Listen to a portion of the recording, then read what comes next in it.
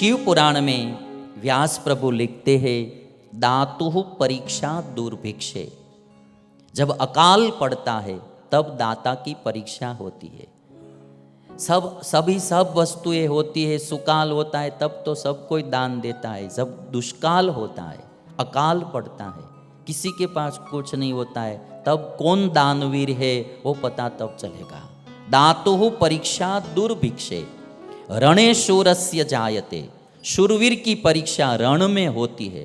घर में तो सब शूरवीर ही होते हैं, घर में तो सब शूरवीर ही होते, रण में जाते हैं तब शूरवीर का पता चलता है कौन शूरवीर है।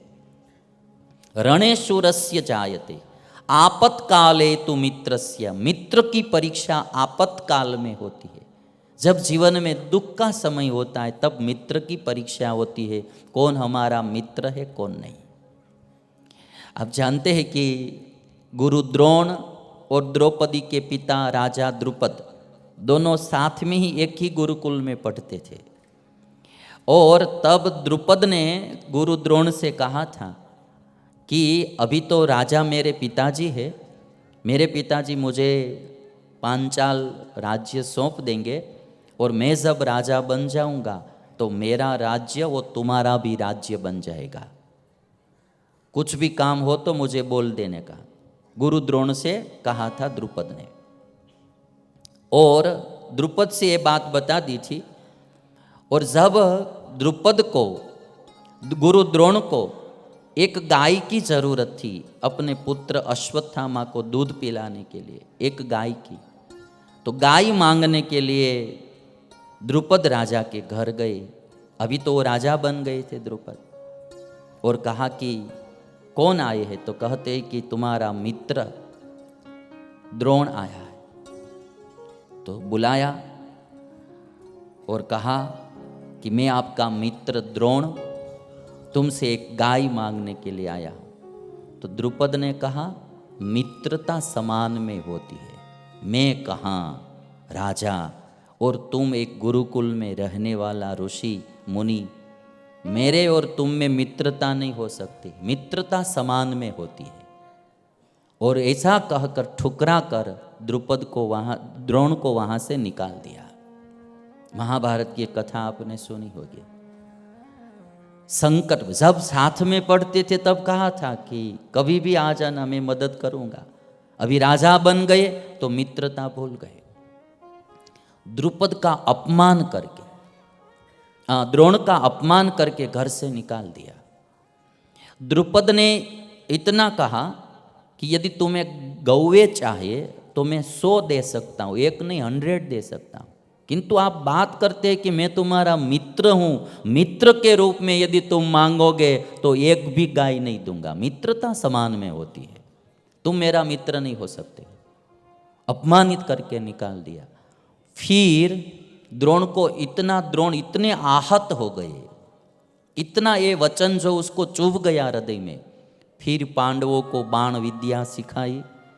दक्षिणा देने के लिए, मांगने के लिए बार बार पांडवों और कौरव कहते थे कि हम दक्षिणा क्या दे, तो कहते हैं समय आने पर मांग लूंगा, समय आने पर मांग लूंगा। और संपूर्ण बाण विद्या सिखा दी।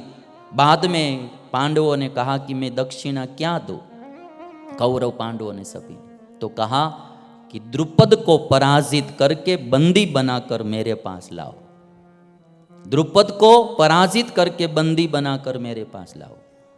दुर्योधन ने कहा मैं जाऊंगा और बंदी बनाकर आऊंगा।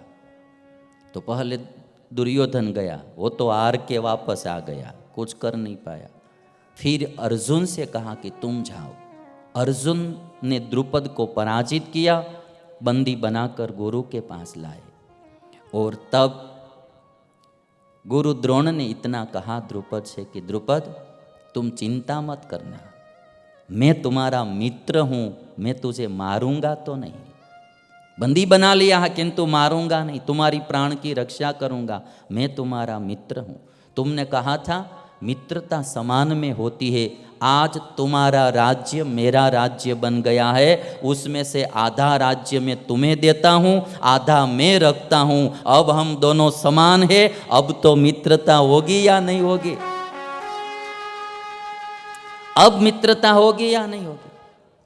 और अब तो ये अर्जुन का पराक्रम देख लिया था। ऐसे तो कितने शिष्य थे गुरु द्रोण के।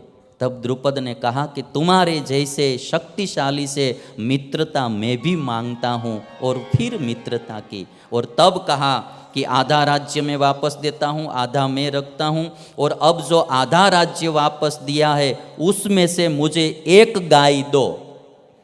मित्रता हो गई अब समान में, अब एक गाय दो। तो एक बात देखेंगे आप कि मित्रता भूल जाते हैं दुख में, संकट में। और एक और हम प्रसंग देखेंगे भागवत का, भगवान श्री कृष्ण और जो हमारे सुदामा थे, दोनों एक ही गुरुकुल में पढ़ते थे, उज्जैन में सांदीपनि ऋषि के आश्रम में। और जब भगवान श्री कृष्ण द्वारिकाधीश बन गए, द्वारिका के राजा बन गए, और पोरबंदर से सुदामा वहाँ जाते हैं और द्वार पे खड़े रहते हैं। अभी तो सुदामा के पास पहनने के लिए धोती भी नहीं थी, पूरी फटी हुई धोती थी, फटी हुई चद्दर थी, दुबला पतला शरीर था, हाथ में लकुटी थी। खाने का कुछ मिलता नहीं, पहनने के लिए वस्त्र नहीं मिलता, खाने के लिए अन्न नहीं मिलता। ऐसी करुण स्थिति थी, दयनीय स्थिति थी सुदामा की। द्वारपाल ने रोक लिया कि भाई कौन हो? तो कहते हैं कि मैं भगवान श्री कृष्ण का मित्र हूं। द्वारपाल भी हंसते थे आज, कहाँ भगवान श्री कृष्ण और कहाँ ये दुबला पतला व्यक्ति, इसका मित्र कहाँ से हो सकता है? द्वारपालों ने कहा कि तुम्हें जो चाहिए सो मांग लो, किंतु आप ये बात गलत मत बताओ कि मैं उनका मित्र हूँ। सुदामा ने कहा कि भाई मुझे कुछ चाहिए नहीं, भगवान श्री कृष्ण और मैं दोनों एक गुरुकुल में पढ़ते थे, वो मेरा मित्र है, मैं मित्र से मिलने के लिए आया हूँ। द्वारपाल को ये बात समझ में, आपको जो चाहिए सो दक्षिणा मांग लो।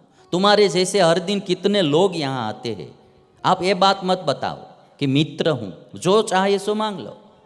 सुदामा ने कहा मुझे कुछ नहीं चाहिए, मैं केवल दर्शन करने के लिए, मिलने के लिए आया हूँ। आप जाकर एक बार बताओ पोरबंदर से सुदामा आए हैं, सुदामा आया है, यदि कृष्ण इजाजत देंगे तो मैं मिलने के लिए आऊँगा, नहीं तो यहाँ से वापस चला जाऊँगा। द्वारपालों ने सोचा कि चलो एक बार बता देते। भगवान कृष्ण झूले पर झूल रहे थे रुक्मिणी के साथ, और जब जाकर कहा कि तुम्हारा मित्र सुदामा पोरबंदर से आया है, सुदामा का नाम सुना, भगवान ने तुरंत ही कूद लगाई झूले पर से, अपना मुकुट नीचे गिर गया, खेस नीचे गिर गया। भगवान दौड़ते दौड़ते सुदामा के पास आए और गले से मिलाकर सुदामा की बाह पकड़कर अपने साथ ऊपर ले गए।